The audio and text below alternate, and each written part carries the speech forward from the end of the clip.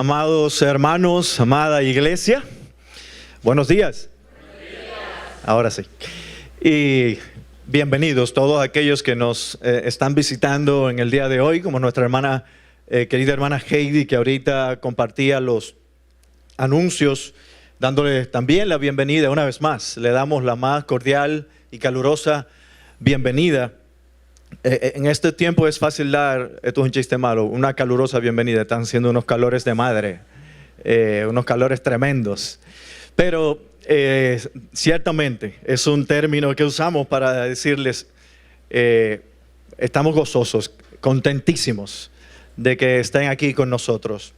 Quiero invitarles a que vayamos a la Escritura en la primera carta del apóstol Pablo a los Corintios. En esta ocasión estaremos estudiando el capítulo 12 de Primera a los Corintios 12, y vamos a compartir y estaremos estudiando esta mañana la sección desde el versículo 12 al 27. Es una sección bastante amplia de este texto de la primera carta a los Corintios. Continuamos con nuestra serie de Primera a los Corintios, y hemos sido muy edificados a través de lo que el Señor nos ha estado diciendo a nosotros como iglesia a través de esta maravillosa carta tan importante para la vida de la iglesia. Y qué bendición esta mañana ver aquí al pastor Carlos presentando el ministerio de bienvenida, también de alguna manera conectividad. Qué bendición el pertenecer a la Iglesia Ciudad de Gracia, con hermanos con tantos dones maravillosos que Dios les ha dado, que el Espíritu Santo les ha dado para que lo pongan en función del cuerpo de Cristo. Vamos a leer brevemente los versículos, por lo menos los versículos 12 y 13, porque vamos a ver el resto del pasaje. No vamos a leer ahora todo el pasaje, pero sí vamos a leer, por lo menos para que tengamos una idea, la introducción de esta sección desde el versículo 12 y 13. Dice así la palabra del Señor: porque así como el cuerpo es uno y tiene muchos miembros, pero todos los miembros del cuerpo, aunque son muchos, constituyen un solo cuerpo, así también es Cristo. Pues por un mismo espíritu todos fuimos bautizados en un solo cuerpo, ya judíos o griegos, ya esclavos o libres. A todos se nos dio a beber de un mismo espíritu. Vamos a orar. Padre amado, te invocamos una vez más en esta mañana como iglesia. Y en esta ocasión lo hacemos rogándote que tu espíritu que inspiró tu palabra oportunamente, de manera particular para aquellos receptores originales, pero también para nosotros hoy, para la iglesia de todos los tiempos, rogamos que tu buen espíritu también ministre en nuestros corazones por medio de la exposición de tu palabra. El predicador necesita de tu capacidad, necesita de ti. Y queremos pedirte que nos concedas un corazón dispuesto para escucharte hablar, para escuchar tu voz y para hacer ajustes en nuestra vida después de haberte escuchado. Gracias por mis hermanos y hermanas aquí presentes. Gracias por los visitantes. Bendice a cada uno, Señor. En Cristo te lo pedimos. Amén. Amén.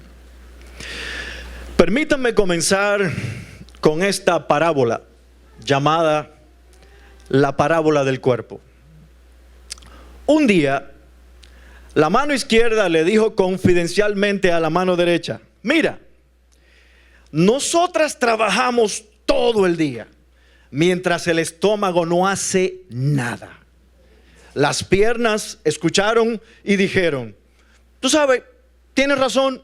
Nosotras también estamos cansadas caminando todo el día para comprarle alimentos al estómago. Y él solo come sin hacer nada para conseguirlo. La mano derecha gritó: ¡hagamos huelga! No le demos ya comida al estómago, que él se las arregle si quiere. Entonces habló el estómago: amigos, ustedes están pensando mal. Nuestros trabajos y aptitudes son muy diferentes, pero la verdad es que dependemos muchísimo los unos de los otros. Los brazos le gritaron: ¡cállate! Esos son los argumentos de un flojo. Desde ahora no vas a comer nada, absolutamente nada. Pasaron unos días. Ay, qué débil me siento. Se quejó un brazo del otro o al otro. Yo también. No sabes lo cansado que me siento. Y las piernas se quejaron: nosotras apenas nos podemos mover un chin. Y todas las partes del cuerpo decían lo mismo. Todos se sentían desfallecer. Entonces el estómago habló otra vez: yo también me siento débil. Si me alimentan, podré trabajar de nuevo y ustedes y yo nos sentiremos mejor. Bueno, vale la pena probarlo, dijo la mano derecha. Y las piernas con mucha dificultad llevaron al cuerpo a la mesa. Las manos cooperaron y metieron la comida en la boca. Al poco rato, las manos exclamaron: ya nos sentimos mejor. Todos los miembros del cuerpo decían lo mismo.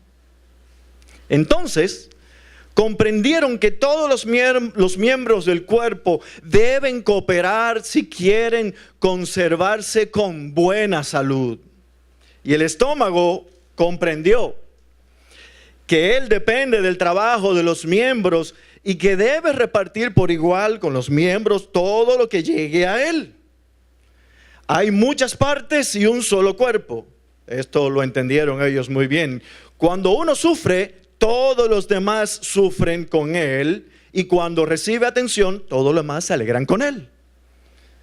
Mis hermanos, esta parábola es muy bien ilustrativa para llevarnos a pensar en la dinámica que ocurre o que debe ocurrir y que normalmente ocurre en cualquier iglesia, en cualquier lugar en la historia de la iglesia, en cualquier iglesia local. Me refiero a la iglesia local.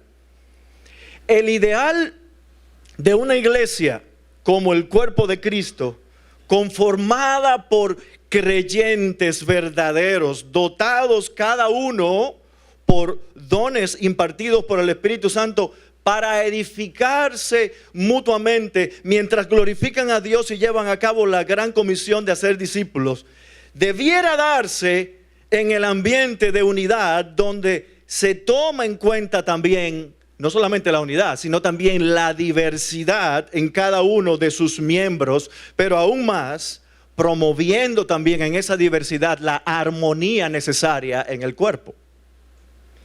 Tal y como justamente deseaba el apóstol Pablo que ocurriera en la iglesia de Corinto, que recibía esta carta, buscando que ellos dejaran de procurar los dones que eran más extraordinarios, más visibles, más llamativos para ellos. Y ellos también dejaran de enorgullecerse, varios de ellos enorgulleciéndose por los dones que poseían, marginando a los otros que a su parecer tenían dones menos impresionantes que ellos. Tal fue el énfasis del apóstol Pablo en hacerles ver a los corintios la relevancia del funcionamiento de ellos con un solo cuerpo, que usó la palabra cuerpo 18 veces entre el versículo 12 y el versículo 27. La palabra cuerpo, el Pablo lo usa 18 veces, desde el versículo 12 al versículo 27. Había un énfasis allí que Pablo quería hacer. Así que hay una idea central que surge de este pasaje que nosotros acabamos de leer. Y es que nosotros, mis amados hermanos y amigos, debemos ejercer los dones en el cuerpo de Cristo, procurando la unidad y abrazando la diversidad que funciona en armonía. la tienen un poquito más larga ahí en la pantalla, yo la acabo de decir más brevemente, pero es la idea. Debemos ejercer los dones en el cuerpo de Cristo, procurando, ¿qué cosa? La unidad de todo el cuerpo y abrazando la diversidad, la multiforme gracia de Dios que ha sido repartida por el Espíritu Santo a cada creyente, que funciona también en armonía. Y es por eso que hemos titulado este sermón El creyente y el cuerpo de Cristo, que ustedes estaban viendo en la pantalla hace un momento. El creyente y el cuerpo de Cristo. Y hay al menos dos aspectos en la relación de cada creyente con el cuerpo de Cristo, que es la iglesia, a lo que nosotros queremos apuntar en este pasaje. Y debe ser, en primer lugar, procurar la unidad del cuerpo, y en segundo lugar, abrazar la diversidad que funciona en armonía en el resto del cuerpo de Cristo. Vamos a ver el primer encabezado, el primer aspecto que Pablo trae a la mente de la iglesia de Corinto. Procura la unidad del cuerpo de Cristo. Procura la unidad del cuerpo de Cristo. Dice así el texto: porque así como el cuerpo es uno y tiene muchos miembros, pero todos los miembros del cuerpo, aunque son muchos, constituyen un solo cuerpo. Así también es Cristo. Pues por un mismo espíritu todos fuimos bautizados en un solo cuerpo, ya judíos o griegos, ya esclavos o libres, a todos se nos dio a beber del mismo espíritu.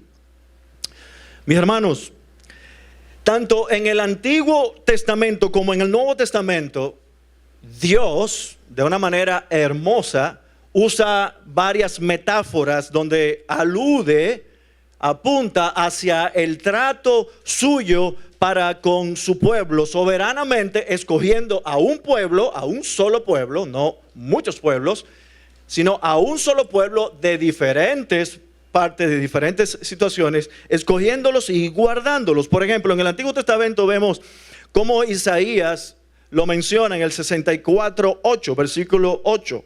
Nosotros somos el barro y tú el alfarero. Isaías presenta a Israel como el barro y a Dios como el alfarero. El Salmo 80, verso 1, dice: oh pastor de Israel, tú que guías a José como un rebaño. José está siendo representando aquí a Israel, a la nación de Israel.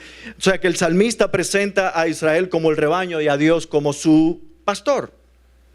Pero mira ahora algunos ejemplos del Nuevo Testamento que también el Señor mismo presenta, y también el apóstol Pablo lo presenta, como presenta a su pueblo con estas metáforas. En Juan 15:1 reconocemos ese pasaje famoso, muy conocido: yo soy la vid, ustedes son los sarmientos, los pámpanos, dice otra versión, la Reina Valera. Los creyentes entonces son, ¿qué cosa? Las ramas, y el Señor es la vid. Y en Efesios capítulo 5, versículos 22 al 29, pero también en Apocalipsis 19, verso 7, Pablo y Juan presentan a la iglesia como la esposa y a Cristo como el esposo. No sé si se están dando cuenta, y hay muchas otras representaciones y metáforas que se habla de cómo se identifica al pueblo de Dios. Pero ahora en nuestro pasaje, el apóstol Pablo, inspirado por el Espíritu Santo, usa la metáfora del cuerpo humano para representar a la iglesia que, aunque conformada por cada creyente, es un solo cuerpo, llamándola así el cuerpo de Cristo, como se menciona en el versículo 27, que es como el cierre que hace Pablo de esta sección, cuando dice: ahora bien, ustedes son el cuerpo de Cristo y cada uno individualmente un miembro de él. Y aquí queremos enfatizar algo, mis amados hermanos y amigos, que es muy importante. Por la soberanía de Dios, toda persona, absolutamente toda persona que cree en el Evangelio de Cristo y viene a Cristo por medio del arrepentimiento y la fe, ha entrado en una relación de pacto con Dios verticalmente, pero también horizontalmente con su iglesia. ¿Ok?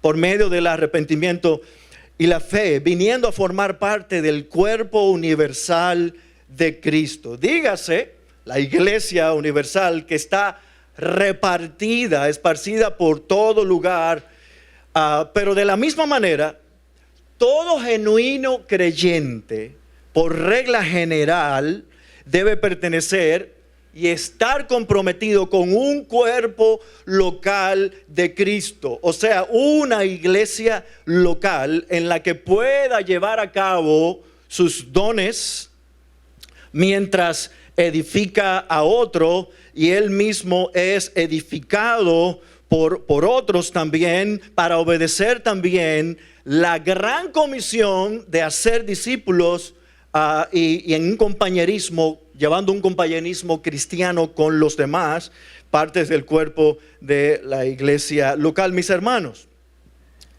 en el plan de Dios no hay tal cosa como un llanero creyente, un creyente solitario, un llanero solitario creyente por decisión propia. No lo hay.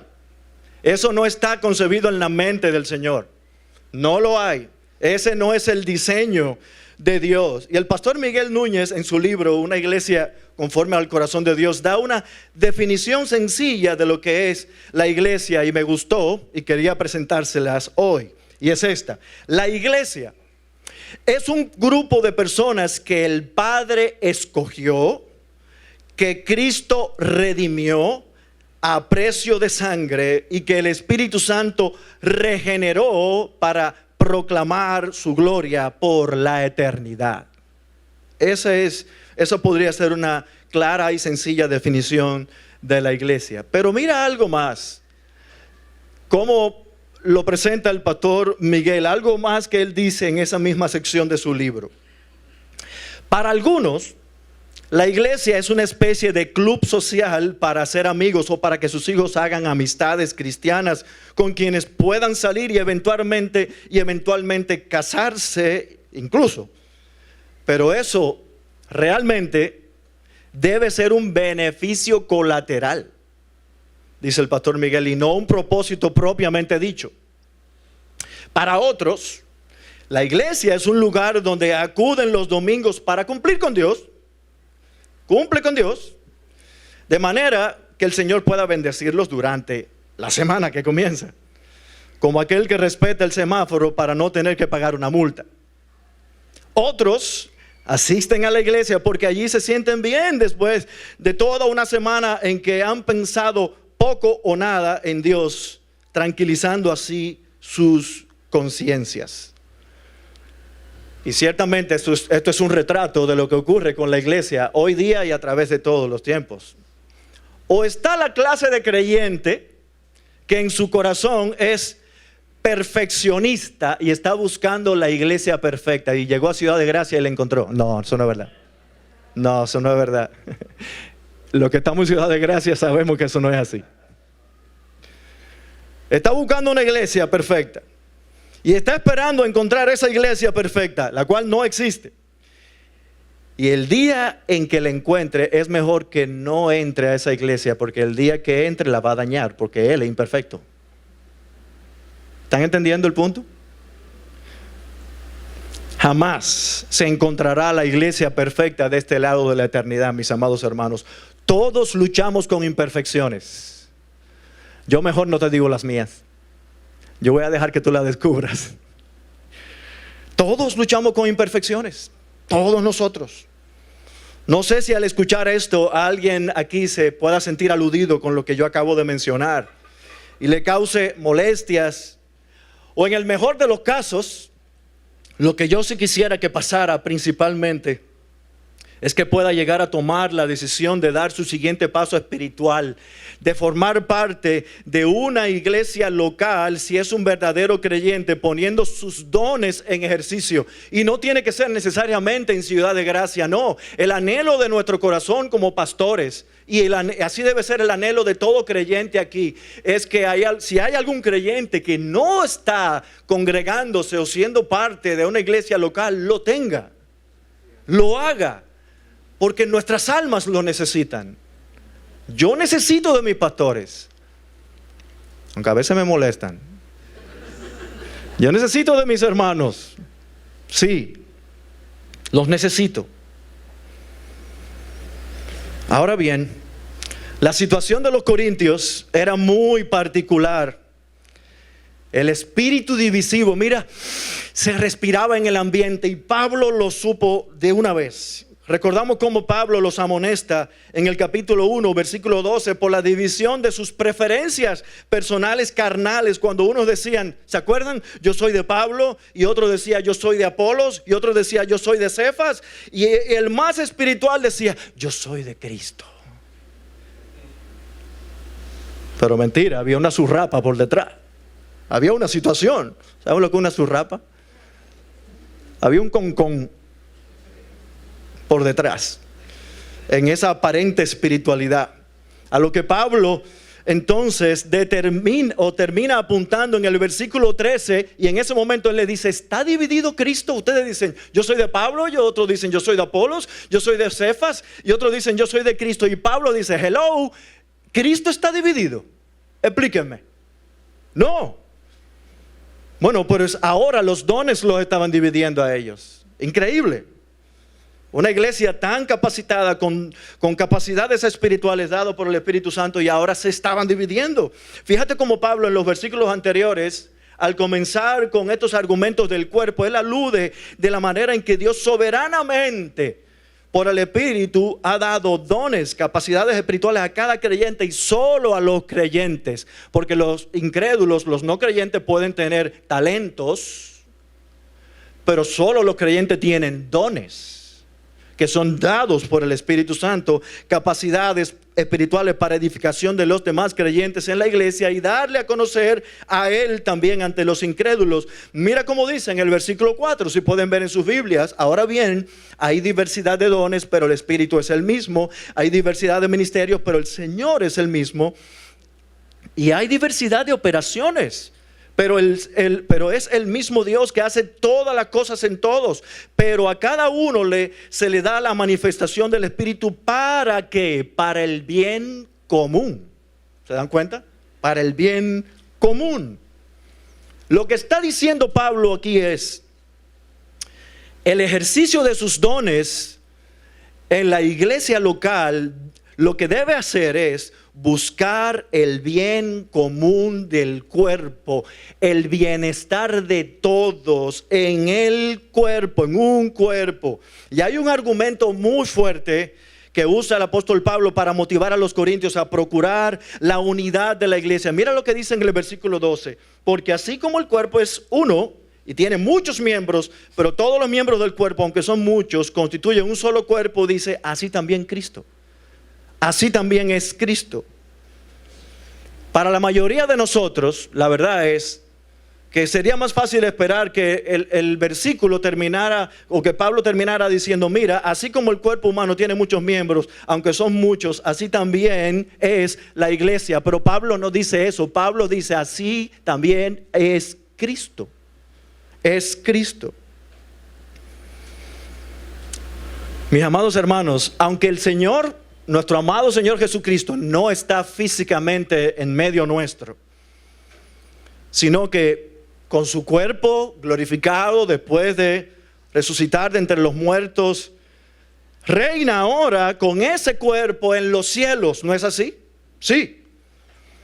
Cristo tiene, aunque tiene un cuerpo físico con el que está reinando en el trono celestial, y a quien veremos, y no va a ser un espectro, sino que será alguien con un cuerpo físico a quien le podremos estrechar la mano y abrazar. Yo espero ese día, abrazar a mi Salvador, verlo y abrazarlo. Pero tú sabes qué, Cristo tiene un cuerpo espiritual en este mundo, y nosotros como iglesia somos su cuerpo. Así que la iglesia es una unidad indivisible, no se divide, no puede dividirse, aunque lamentablemente ocurren divisiones, y nosotros hemos conocido de esto, ¿verdad? Así que es necesario decir que Pablo no está haciendo una comparación, él no está comparando, sino que Pablo está declarando: la iglesia no es como el cuerpo de Cristo, la iglesia es el cuerpo de Cristo. La iglesia es el cuerpo de Cristo.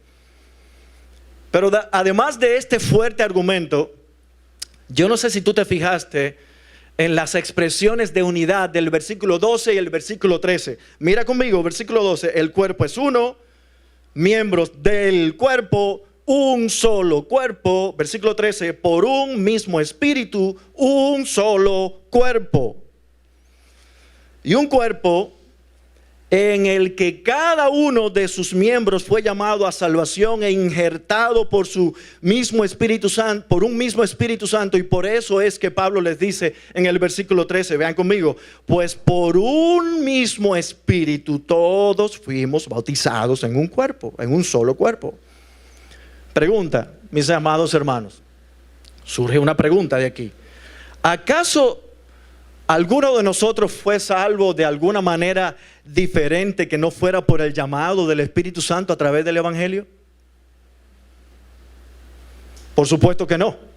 La respuesta es obvia, no. El Espíritu Santo es uno solo y es el mismo que nos llamó a cada uno a salvación y nos ha hecho participar del extraordinario misterio que es el cuerpo de Cristo. La iglesia es un misterio. Cómo gente tan diferente, de trasfondo tan diferente, pueden estar en comunión y procurar el bien el uno del otro. ¿Cómo es eso? Bueno, mira lo que dice el verso 13. Pues por un mismo espíritu todos fuimos bautizados en un cuerpo, ya judíos o griegos, ya esclavos o libres. A esto apunta Pablo aquí hablando de el misterio de la iglesia, del cuerpo de Cristo. A todos se nos dio a beber del mismo espíritu. Alguien dijo acerca de esto de esta manera: Cristo ha abolido todas las barreras que nos hacen uno. Ha suprimido las barreras de nacionalidad. Lamentablemente tienen que aguantar a un cubano aquí. Yo soy cubano, por si acaso. Si hay algún cubano que está sentado por ahí, perdón, no me refería a ti, me refería a mí. Ha suprimido las barreras de nacionalidad, las barreras étnicas, las barreras de clase social, la barrera del sexo. Cada barrera ha sido abolida para formar un hombre nuevo, una nueva persona. Y todo esto, mis amados hermanos, ha sido posible en nosotros por el obrar extraordinario del Espíritu Santo, por el poder del Evangelio, uniéndonos. Es posible que algunos de nosotros hayamos viajado en un avión, en alguna vez en avión o frecuentemente en espacios de primera clase, y eso es legítimo. No, aquí no estamos diciendo nada, ¿verdad?, sobre eso. Yo no voy a pedirle a nadie que levante la mano para saber quién ha viajado en primera clase en avión con esa comodidad tan exclusiva. Pero mientras como iglesia, siendo el cuerpo de Cristo, viajamos como peregrinos y extranjeros y viajamos a la Jerusalén celestial, en este viaje no hay espacios para tal cosa como pasajeros de primera clase. Todos estamos viajando en clase económica, cogiendo lucha con el pecado de nuestro propio corazón, las tentaciones de los atractivos del mundo, el acecho de Satanás y las luchitas que experimentamos unos con otros, de lo cual hablaremos en el siguiente punto, en el siguiente encabezado. ¿Tú sabes una cosa? Viajar con el paquete de creyentes a veces no es fácil. Mira, Alexis como mueve la cabeza y dice: es verdad, pero lo está diciendo por mí, no por él. No es fácil. Solo para que veamos por un momento la importancia de este tema de la unidad del cuerpo en la iglesia del Nuevo Testamento, veamos dos pasajes. En Juan 17, 20 al 21, encontramos la oración intercesora de Jesús por sus discípulos. El versículo 20 de Juan 17 dice: pero no ruego solo por estos, sino también por los que han de creer en mí por la palabra de ellos, para que todos sean uno. Mira cómo Jesús estaba orando. Como tú, oh Padre, estás en mí y yo en ti, que también ellos estén en nosotros, para que el mundo crea que tú me enviaste.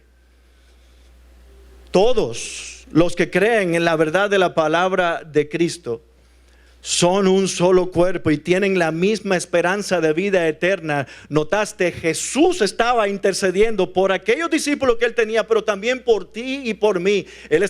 Tu nombre estaba en su oración. Por ti y por mí, por nosotros hoy. El otro pasaje que viene a mi mente es Efesios 4, donde Pablo también habla acerca de los dones dados a la iglesia y el propósito que tienen los dones. Vean Efesios 4, versículo 4 al 6. Hay un solo cuerpo y un solo espíritu, así como también ustedes fueron llamados en una misma esperanza de su vocación, un solo Señor, una sola fe, un solo bautismo, un solo Dios y Padre de todos, que está sobre todos y por todos y en todos. Pregunta: ¿y si Jesús intercedió por la unidad de su pueblo y señaló al efecto que esa unidad tendría fuera de la iglesia, el efecto que esa unidad tendría también entre los no creyentes, y también luego Pablo intencionalmente a los efesios alude al Dios Trino en el versículo 4, un solo Espíritu, versículo 5, un solo Señor, Cristo, versículo 6, un solo Dios y Padre? Entonces, ¿hacia qué apunta Jesús y Pablo?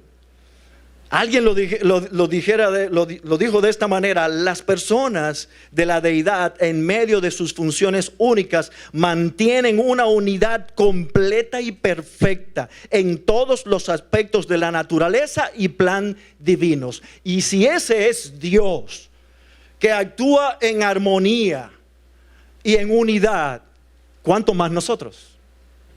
¿Cuánto más nosotros? Iglesia, ese es nuestro Dios.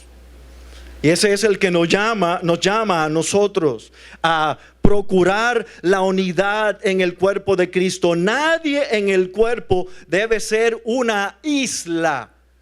Nadie independiente del cuerpo. Pero hay algo más a lo que Pablo apunta en este pasaje, y es que la iglesia abrace la diversidad que funciona en armonía en todo el cuerpo de Cristo. Mi hermano y mi hermana, lo segundo que quiero compartir y lo último: abraza la diversidad que funciona en armonía en el cuerpo de Cristo.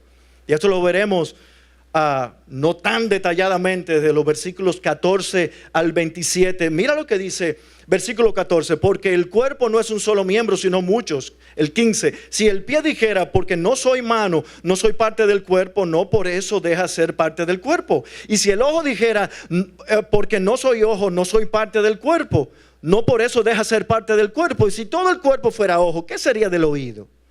Y si todo fuera oído, ¿qué sería del olfato? Ahora bien, Dios ha colocado a cada uno de los miembros en el cuerpo según le agradó. Y si todos fueran un solo miembro, ¿qué sería del cuerpo? Dice Pablo, verso 20. Sin embargo, hay muchos miembros, pero un solo cuerpo. Y el ojo no le puede decir a la mano, no te necesito, ni tampoco la cabeza a los pies, no los necesito. Entonces, habiendo visto lo referente a la unidad del cuerpo y la gran importancia que tiene procurarla por parte de cada creyente verdadero, lo cual sería el qué de la iglesia, ahora veremos en esta porción un poquito más extensa el cómo de la iglesia. En estos versos del 14 al 27, cómo se manifiesta la diversidad de los miembros del cuerpo de Cristo y la necesidad que todos los miembros la abracen.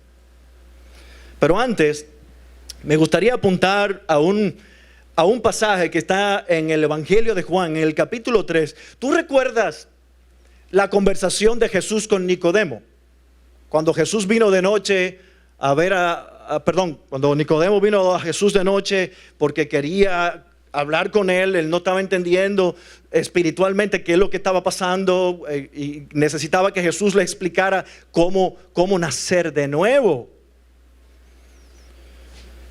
Él le dice algo sumamente importante, el Señor le dice a Nicodemo algo sumamente importante acerca del obrar, del efecto del Espíritu Santo en el que ha creído. Escucha la palabra de Jesús. Juan 3:8. El viento sopla de donde quiere, Nicodemo, y oyes su sonido, pero no sabes de dónde viene ni a dónde va. Así es todo aquel que es nacido del Espíritu. En otras palabras, lo que Jesús está diciendo es que de la misma manera que no es posible controlar el viento, el origen del viento y hacia donde él sopla, sí puedes darte cuenta por sus efectos, por su sonido, que el viento es real. Así, de la misma manera, debe notarse y ser visible en el creyente el efecto de la salvación, del nuevo nacimiento obrada por el Evangelio de Cristo. Eso es lo que está apuntando aquí. Si una persona dice ser cristiana, será parte de una iglesia local, no solamente de la iglesia universal, sino de una iglesia local donde se debe evidenciar que es un creyente por el uso de los dones en el cuerpo de creyentes. Yo no sé si, como dicen los muchachos, los jóvenes aquí, no sé si le están llegando. ¿Le llega? Es así. Fuera de los evangelios, esto me pareció muy interesante. La palabra iglesia o eclesía en griego se menciona 110 veces. ¿Y tú sabes cuántas veces se refiere a la iglesia local? 90 veces. De 110 veces, 90 veces se refiere a la iglesia local, compuesta por miembros manifestándose en esa iglesia local el cuidado mutuo de los unos sobre los otros. Alguien dijo, la mente de la humildad dice que si esto, pertenecer al cuerpo de Cristo local, significa tu salvación, y si esto significa tu beneficio y bendición, voy a sufrir porque solo me preocupo por ti. Eso suena extraño, tristemente, pero eso es lo que el concepto del cuerpo aquí significa. Es cuidar del uno del otro y no cuidar solo de uno mismo, egoístamente. Esto era lo que Pablo quería que los creyentes de Corinto pudieran entender y dejaran de un lado su orgullo por los dones que algunos poseían y el menosprecio por los donecitos que tenían los demás. Así él razona con ellos y les dice en el verso 14, como leímos ahorita, porque el cuerpo no es un solo miembro, sino muchos. Y si el pie dijera, porque no soy mano, no soy parte del cuerpo, no por eso deja ser del cuerpo. Y si el oído dijera, porque no soy ojo, no soy parte del cuerpo, no por eso deja ser parte del cuerpo. Si todo el cuerpo fuera ojo, ¿qué sería del oído? Y sigue más adelante mencionando las partes del cuerpo y la importancia que tienen cada una de ellas y la interdependencia. En Romanos 12, que es el otro pasaje especialmente particular en el que Pablo habla de los dones, en los versículos 3 al 5, Pablo dice, escucha lo que le dice a la iglesia de Roma. Porque en virtud de la gracia que me ha sido dada, digo a cada uno de ustedes que no piense de sí mismo más de lo que debe pensar, sino que piense con buen juicio, según la medida de fe que Dios ha distribuido a cada uno. Pues así como el cuerpo, en un cuerpo tenemos muchos miembros, pero no todos los miembros del cuerpo tienen la misma función. Así nosotros, que somos muchos, somos un cuerpo en Cristo e individualmente miembros los unos de los otros. Pensar con cordura de uno mismo debe llevarnos a pensar en humildad de nosotros mismos, en humildad. Que si algo somos, es por la gracia de Dios. Si algo tenemos, es por la gracia de Dios. Y por otro lado, debe llevarnos a considerar que esa capacidad espiritual que tú tienes y que yo tengo no es para mí, sino para usarla en ti, mi hermano, y viceversa, tú también en mí. Por eso Pablo les dice, pero teniendo diferentes dones, según la gracia que nos ha sido dada, Usémoslos. Si el de profecía, úsese en proporción de la fe. Si el de servicio, en servir. O el que enseña en la enseñanza. El que exhorta en la exhortación. El que da con liberalidad. El que dirige con diligencia. Y el que muestra misericordia con alegría. Yo no voy a hablar aquí en cuanto a los dones, al continuismo, al cesacionismo o al cesacionista moderado, al continuista moderado. Eso se lo voy a dejar a Carlos o a Manuel. Ellos van a predicar de eso en algún momento. No, en algún momento queremos hablar de ¿qué somos nosotros? ¿Somos continuistas? ¿Los dones continúan todos? ¿O cesaron todos? ¿O solo algunos? El foco de mi sermón ahora no es ese. Pero Pablo, fíjense que Pablo sube de nivel la manifestación de la humildad en una forma muy concreta en Romanos capítulo 12, versículo 9. Vean conmigo. El amor sea sin hipocresía, aborreciendo lo malo, aplicándose a lo bueno. Sean afectuosos unos con otros con amor fraternal, con honra, dándose preferencia unos a otros. Verso 13. Contribuyendo para las necesidades de los santos, practicando la hospitalidad. Versículo 15. Gócense con los que se gozan y lloren con los que lloran.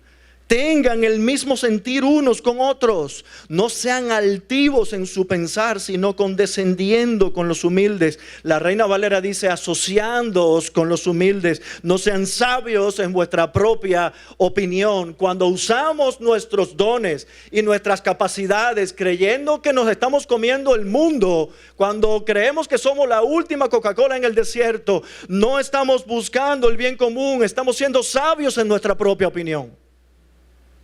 Sabios en nuestra propia opinión. Una iglesia sabia en su propia opinión se va a destruir.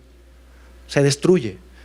Necesitamos el consejo del Espíritu de Dios dejado en su palabra para edificar la iglesia. Mis hermanos, la diversidad nuestra como iglesia nos apunta a la dependencia que tenemos los unos de los otros en un espíritu de humildad, como mencioné ahorita, y eso producirá armonía necesariamente en el cuerpo de Cristo, en nuestra iglesia. Por eso Pablo le dice en el Romanos 12, versículo 2, no se adapten a este mundo, sino transfórmense mediante la renovación de su mente para que verifiquen cuál es la voluntad de Dios, lo que es bueno, aceptable y perfecto. Por eso es que en el versículo 3 dice, ahora bien, que ninguno de vosotros tenga más alto concepto de sí que el que debe tener, sino que piense de sí con cordura. Necesitamos, mis hermanos, una metamorfosis de mente y corazón. Esa es la palabra que usa Pablo en ese versículo. Transfórmense, metamorfose en el griego original. Metamorfose, ¿le suena algo? La transformación, la metamorfosis, lo que ocurre con cómo la mariposa llega a ser mariposa. Hay una transformación. ¿Recuerdan nuestra parábola del cuerpo con que empezamos nuestro sermón? La actitud que tuvieron los diferentes miembros del cuerpo con el estómago.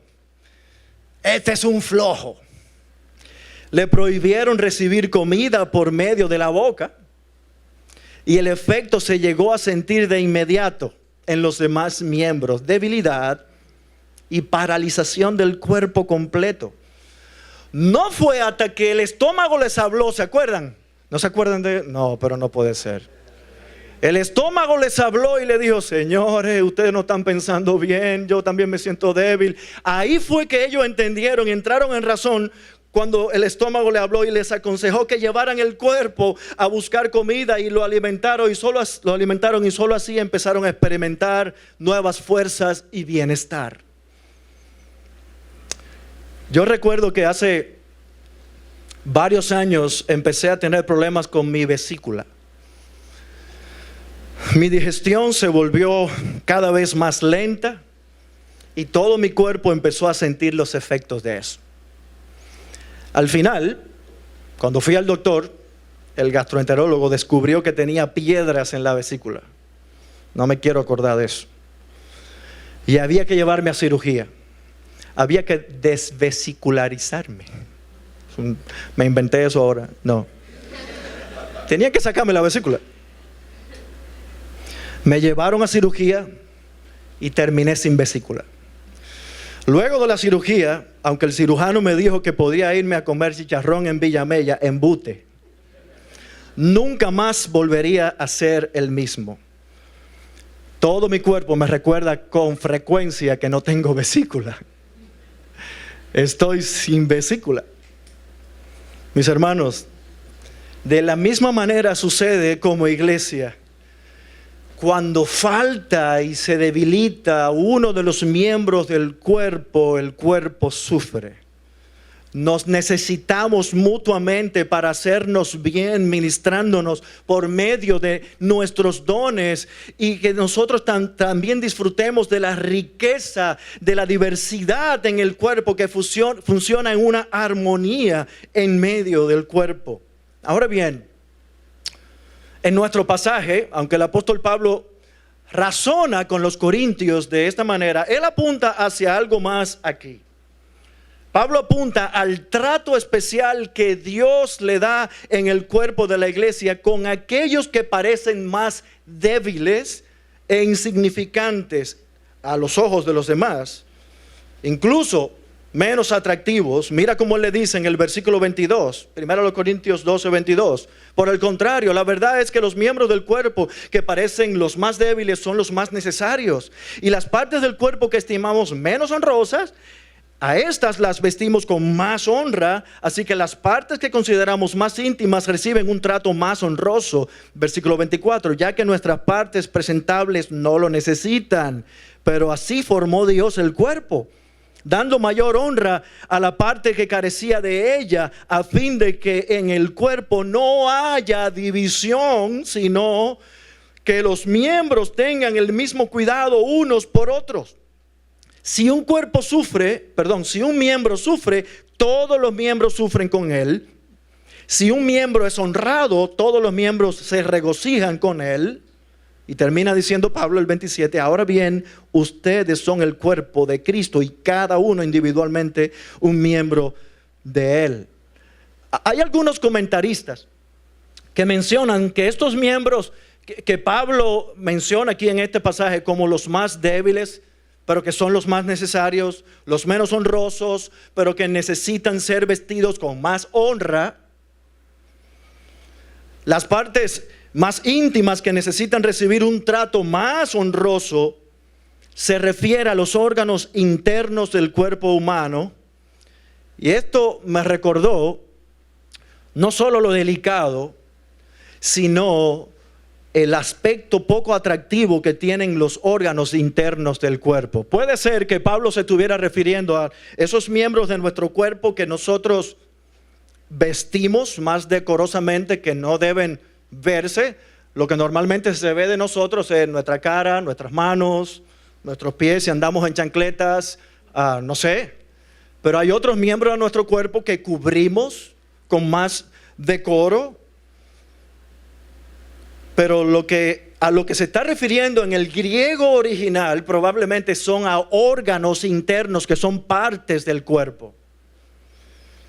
¿Tú has visto alguna vez las vísceras de una persona? ¿Tú lo has visto alguna vez? ¿O de un ser vivo? ¿Tú lo has visto? Para mí eso, muchos de nosotros dirían, guácala.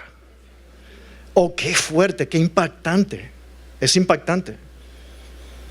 ¿Ustedes se acuerdan de la historia de la vesícula? Bueno, de mi vesícula, mi añorada vesícula. Luego de la cirugía, mientras que yo me recuperaba de la anestesia, el cirujano salió con la vesícula en una pequeña bandeja y se la enseñó a mi esposa. Y ella dijo, ¿what? Eso estaba hace unos minutos dentro del cuerpo de mi esposo y ya no está. Y no tiene vida, no funciona, ya no sirve. ¿Cómo así? Fue impresionante para ella el tener eso delante de ella. Cada una de las conexiones de esa vesícula fueron cortadas. Ya no estaba conectada al cuerpo. Estaba fuera ya del cuerpo, muerta. Ninguna vesícula nueva me iba a salir a mí, a no ser que el Señor quisiera hacer un milagro. Así que si tú me abres, tú vas a ver que yo no tengo vesícula allá adentro. Pero esto es lo que sucede, es cierto. la vesícula mía, ya que tenía problemas, no funcionaba bien por las piedras que tenía, ahora fuera de mi cuerpo, ella no cumplía con más ninguna función.